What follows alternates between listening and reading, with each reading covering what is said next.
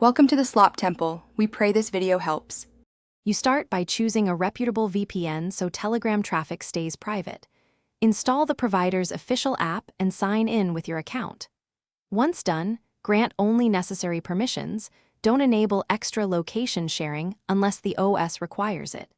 Make sure to pick a server in a country where Telegram is allowed, because that avoids blocks.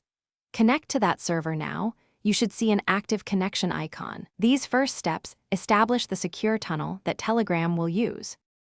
Next, configure the VPN for reliable Telegram use. Choose WireGuard or OpenVPN to balance speed and security.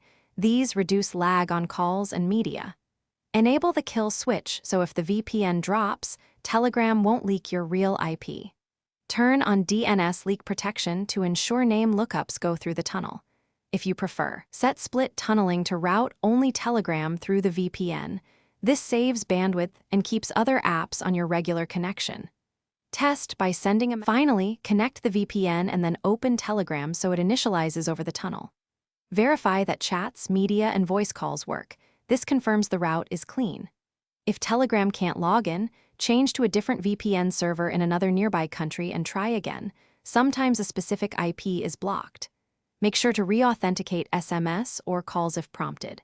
If problems persist, clear Telegram's cache or reinstall the app, and contact your VPN support for a quick diagnostic tip they may have.